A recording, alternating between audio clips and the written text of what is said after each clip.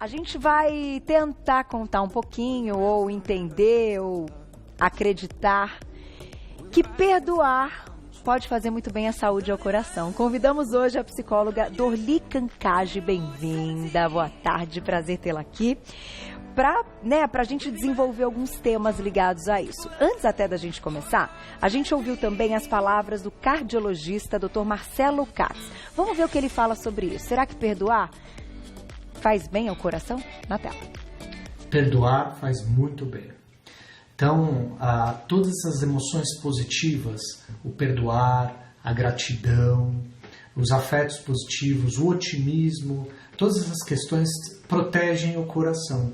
Nos últimos anos, os estudos têm mostrado a relação entre saúde mental e a saúde do coração, as questões relacionadas à nossa parte mental e como isso interfere o coração. Tanto para o lado positivo como para o lado negativo. Então, ao mesmo tempo em que raiva, ansiedade, pessimismo, isso tudo afeta negativamente o coração, o contrário também é verdadeiro. Quando a gente é uma pessoa otimista, quando a gente perdoa, quando a gente tem gratidão, isso tudo, em médio e longo prazo, faz bem para a nossa saúde, faz bem para o nosso coração.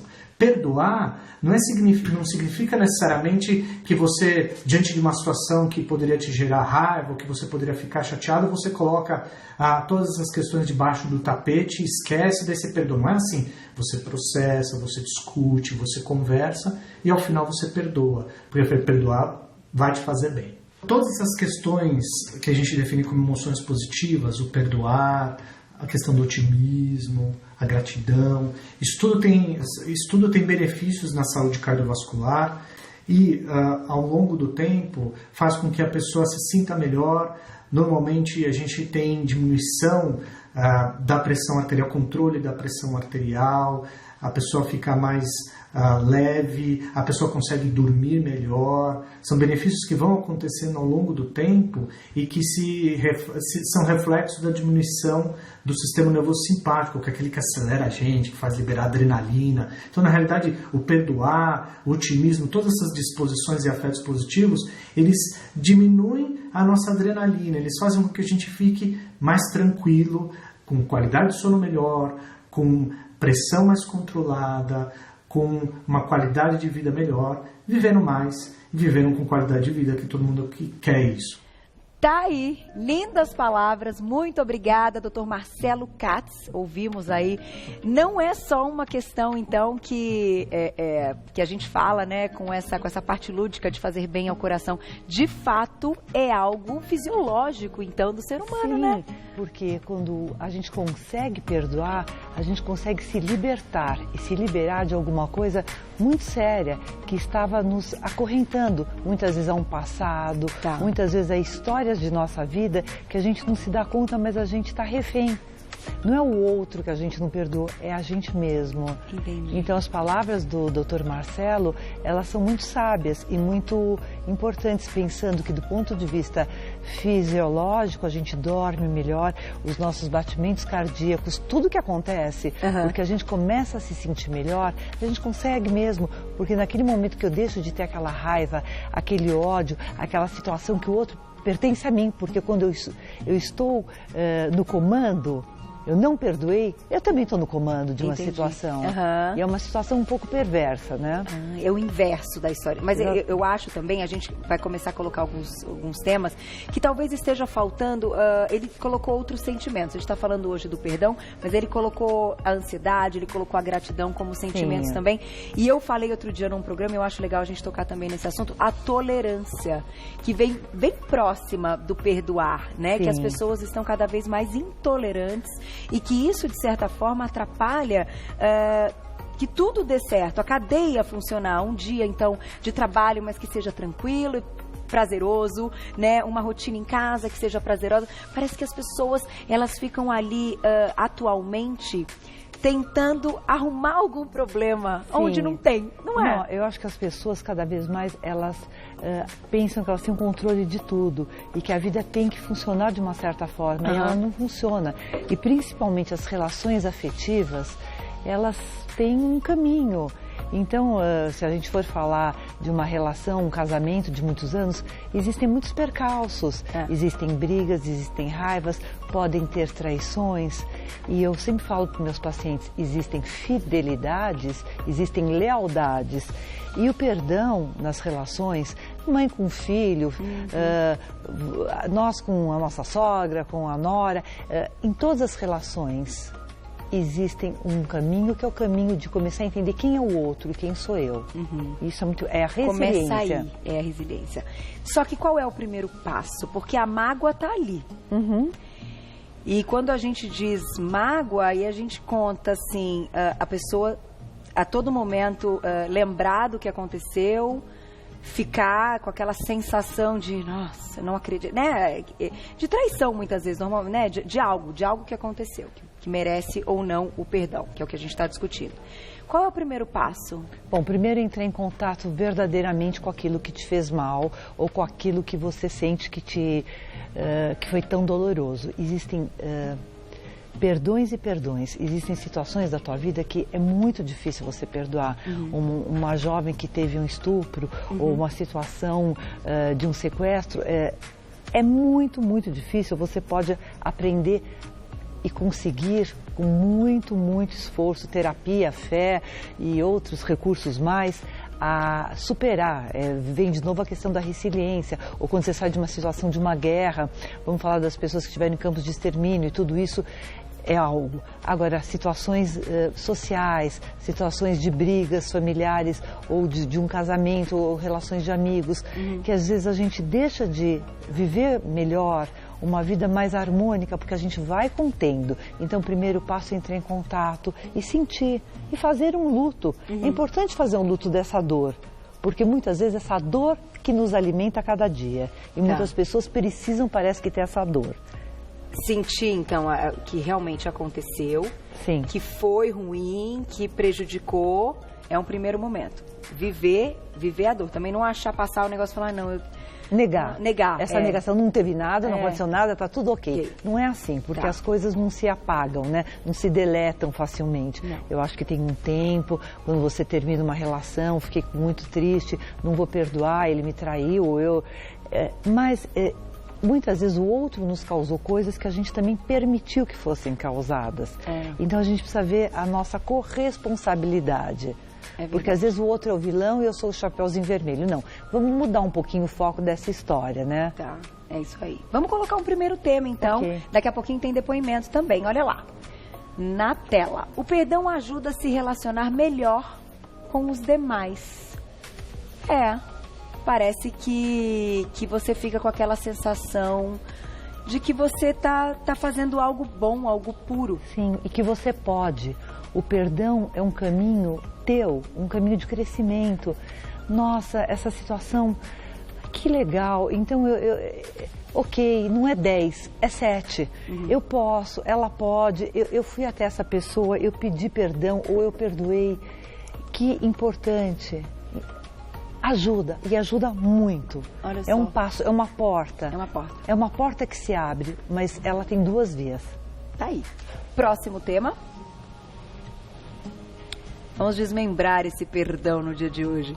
O perdão é bom para a saúde geral, física e mental. Assim como o doutor comentou, que a parte fisiológica é comprovada na medicina, aqui também. Lógico, porque eu vou dormir melhor, eu vou me sentir com mais energia para comer melhor, para dormir, para amar, para ter uma vida sexual, porque eu estou mais liberta. Eu não estou o tempo todo com aquela história na minha cabeça que vai me aprisionando, como a gente falou agora há pouco. Eu estou me sentindo com energia para fazer minha ginástica, para olhar para essa pessoa e sair daquele papel, porque muitas vezes a gente entra também numa situação onde que eu não sou tão boazinho, o outro não é tão mal, mas fica um jogo. Sim. Então eu estou mais livre e mais solta. Tá aí, muito bom. Mais um na tela, olha lá. Podemos ensinar aos outros o exercício do perdão. Será? Como? A gente tem aqui as palavras da Elaine Orives, que vai dar um apanhado geral. Será que é possível? Vamos tentar. Vamos ouvir a opinião dela na tela. Olá, sou Elaine Orives, sou psicoterapeuta e eu estou aqui para falar sobre perdão, né? A relação do perdão num evento muito importante da minha vida. Eu passei por uma relação onde houve um processo de traição, de abandono, de rejeição. E essa tristeza, esse ódio, assim, essa imagem disso tudo, me levou a um processo de muita tristeza, de depressão suicida, né? Eu entendi que para eu sair desse quadro de depressão, esse quadro clínico realmente, né, eu precisava me libertar dessa situação, perdoar essa situação, mas também me perdoar. E assim eu fui em busca de ferramentas, e uma das ferramentas que eu pratiquei foi o Ho'oponopono, uma ferramenta onde você recita 4 comandos: eu te amo, sinto muito e perdoa, sou grato. E quanto mais você faz o comando, quanto mais você recita a técnica, mais você vai se sentindo grato, né? Você vai se libertando daquele passado e você vai pensando no futuro. Então, quanto mais eu fazia a técnica, mais eu me sentia realmente liberta daquela situação que me prendia uma profunda tristeza. Ela já não significava mais, ela já não tinha mais tanto impacto sobre a minha vida. Então, o que eu compreendi? Que aquele sentimento de raiva, de ódio, de vítima foi dando espaço, foi abrindo espaço, foi limpando, e eu fui me sentindo cada vez mais confiante, cada vez mais determinada, cada vez mais querendo viver e transformar o mundo. Então, assim que eu sinto, né? A técnica, aquela compreensão foi me trazendo um profundo sentimento de eu quero viver, eu preciso viver, e aquele evento já não significava mais nada. Olha que legal, um beijo, Elaine, obrigada. Ela falou uma palavra importante que me chamou a atenção, até queria que a gente comentasse. No momento que a gente se sente vítima, que nós nos fazemos de vítima, aquela história, né? Sim. De que te coloca para baixo sempre, né? E que às vezes a gente também acaba potencializando isso. Como é que você enxerga? E será que é possível? Como na sua visão a gente pode fazer a mesma coisa que a Elaine, mas talvez de uma outra forma? Então, foi muito importante esse depoimento da Elaine, porque ela nos ajuda a pensar que ela teve que se perdoar, teve que perdoar essa pessoa porque ela queria sobreviver e sair dessa relação intrincada, dessa relação de muita dor, de muito sofrimento, depressiva, quase suicida, que a estava matando, né?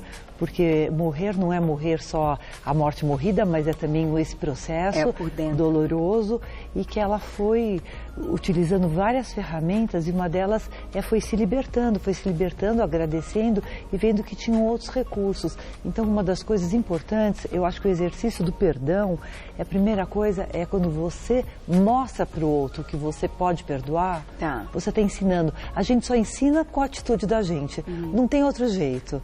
Ensina para o outro, ensina para a gente mesmo que é possível. E começando, porque a gente até estava numa sequência que você iniciou com o luto, que é importante sentir a dor, né, aceitá-la, que somos seres humanos, a gente falou isso outro dia, eu achei fantástico. Gente, temos que aceitar, né? As coisas podem acontecer, os limites, as dores, as perdas, as falhas e as faltas, que algo não deu certo, que algo foi muito difícil. E quando você se coloca como que algo foi muito doloroso, de tristeza que talvez o outro me causou, mas eu quero estar bem, e eu vou me perdoar e vou perdoar o outro.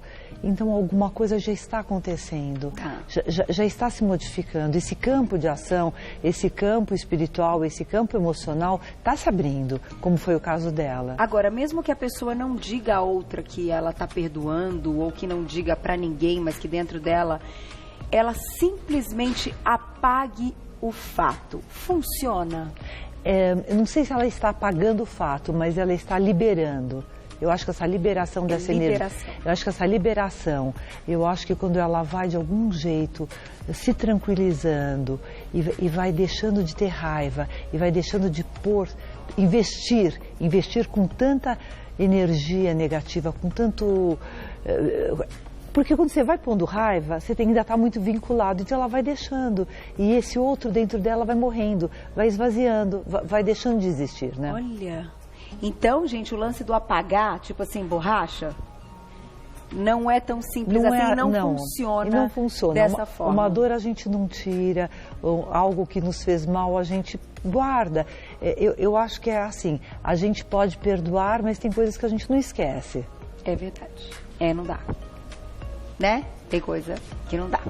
Alguns tipos enfim, de traições e de condutas. Por quê? Porque até é importante, a criança que tomou um choque, ela guarda na memória dela até para ela não pôr de novo a mão. É verdade. Então a gente passou por experiências até para não repetir. é algo do nosso aprendizado, da evolução do ser humano. Bom, eu não quero me relacionar de novo com um tipo de cara que é só um sedutor e que usa uma máscara. Então eu preciso fazer dessa lição de algo que me machucou tanto um recurso rico do meu crescimento emocional, né? Muito bom de aprendizado, é isso mesmo. Olha lá, olha o próximo tema. A gente falou. Aí. Perdoando e entendendo o que me faz causar raivas, medos e culpas. O que é pior? A raiva ou a tristeza, nesse caso? Porque algumas coisas podem causar só raiva, outras podem causar raiva e tristeza, outras só tristeza. Não tem pior, são sentimentos diferentes. A raiva é uma reação imediata a alguma situação e muitas pessoas congelam e ficam com essa raiva. A tristeza é de uma dor, é do humano. Então, às vezes eu fico preocupada. Ela não pode sentir tristeza, vamos logo dar um antidepressivo. Não, antidepressivo é para depressão, é para algum nível muito profundo. Mas tristeza é o que nos torna humano. Então a criança pode ser frustrada e pode ter uma tristeza. Nós podemos ter uma tristeza. Então é diferente. O que me causa raiva eu preciso entender. A raiva é um nível. O medo vai me bloqueando, vai me paralisando. Entender a culpa. Porque culpa muitas vezes me faz não perdoar. Eu me sinto culpada e não perdoo o outro. Eu ponho no outro a minha culpa. Eu projeto no outro a minha culpa. Então a culpa também é algo que eu preciso entender. Tá. O que me faz ter culpa? Por que eu tenho tanta culpa? Que a gente tem tanta culpa? E isso entra em várias questões, né? Até as religiosas, as nossas religiões judaico-cristã, que é uma religião, são religiões que nos põem culpa o tempo todo. E a maternidade também. Sim, ser mãe o tempo todo. Eu acabei de falar num programa sobre culpa. Ser mãe, culpa. É sinônimo de culpa, né, Glaucia? Agora, a gente está falando de perdão e tal, mas esses sentimentos, essas coisas que acontecem com a gente, elas vêm aí juntas. Né? Juntas. Gostar menos, gostar mais e perdoar, né? E até pro teu filho, como você ensina teu filho? Quando você pede desculpas pro teu filho, filho, desculpa, eu me atrasei. Filho, eu te falei isso, mas eu tô vendo que eu não vou poder te dar essa viagem que nós tínhamos combinado. Houve uma outra situação. Uma mãe também pode pedir desculpas, aliás, deve. Briguei, passei um pouquinho da conta nessa chamada de atenção, desculpa, tem quanta coisa, né? Tá aí, gente, enfim, esses sentimentos, a gente poderia ficar aqui um programa inteiro falando sobre isso, que a gente vai viajando, mas a ideia realmente é deixar o coração mais tranquilo de todo mundo que está assistindo. Na tela, próximo tema. Crescemos quando percebemos que conseguimos nos auto-perdoar. Isso é 100% verdade, né? Isso é o verdadeiro crescimento emocional, é a maturidade. Quando a gente consegue se dar conta, e muitas vezes através de um trabalho de psicoterapia ou algo espiritual, ou mesmo a pessoa, através de leituras, a maturidade nos permite muitas vezes perceber, chega de ser tão carrasco comigo mesmo, eu não preciso conseguir tudo isso, eu posso me perdoar, eu não fui tão bem, eu não estou sendo essa pessoa tão perfeita como eu queria, eu cometi alguns erros, e começar a refletir e a se auto-perdoar e perdoar o outro também. É um momento de paz. Tenho duas perguntas importantes para te fazer. Quando nós estamos do outro lado, quando nós somos realmente culpados, a gente fez algo grave que magoou esta pessoa e a pessoa não quer nos perdoar, invertendo um pouco a história, causa também um sentimento bem complicado. Sim. Tem alguma estratégia, tem algo que a gente possa fazer ou é respeitar o tempo do outro? É pedir perdão, respeitar o tempo do outro e aguentar. Acalmar o coração. Aguentar. Você fez. Se tiver mais uma ocasião, pedir perdão e ficar na tua. E ficar no teu espaço. Porque você abriu um campo. Você abriu uma porta, muitas portas. E é com o outro também. É o outro que pode 2 minutos. É deixar o outro. Não, e de fato, quando a gente coloca essa situação, difícil, né? Você fala, ai, poxa vida, eu tô realmente arrependido, queria que acreditasse, queria que você entendesse. Mas cada um tem seu tempo. Agora, por falar em tempo, até pra gente encerrar esse nosso papo, no trabalho de vocês, quando vocês orientam e ajudam as pessoas, né, nessa questão de desenvolver e de conseguir liberar tudo isso, soltar para que todo mundo possa viver melhor, que é um trabalho lindo que vocês têm, tem um tempo para a pessoa conseguir, né? Ela precisa estipular assim, olha, eu tenho que conseguir até tal momento na minha vida, ou não? Não existe isso. Não existe isso, mas muitas vezes as pessoas estão tão ansiosas, elas têm metas e metas, e eu acho que isso também é muito doentio, porque a gente pode traçar essas metas, mas nem sempre. Cada um de nós é único, tem uma história, e é muito importante que a gente reflita sobre a nossa história, sobre como foi a nossa vida com os pais, como está sendo agora, e que a gente possa escrever e se inscrever num novo capítulo. Com novas cores, com novas tintas e com novos perdões. E que tenham borrões. É verdade. E que a gente possa se permitir, né? Permitir errar, permitir escrever e permitir fazer assim, que nem uma agenda nova, sabe? Errei, risquei. Essa sou eu, esse sou eu. E vira a página, né? E vira a página e começa um novo, com rasgos, com riscos, nem sempre tão lindo. Ninguém é tão lindo, ninguém é tão perfeito e ninguém é tão mágico. Somos humanos. É isso mesmo. Muito obrigada. Hoje a participação da doutora Dorli Cancage, psicóloga. Eu vou deixar um telefone de contato para vocês do Instituto de Psiquiatria do Hospital das Clínicas. É o www.ipqhc.org.br, ipqhc.org.br, para quem quiser saber mais. Muito obrigada. Obrigada. Te espero nas próximas...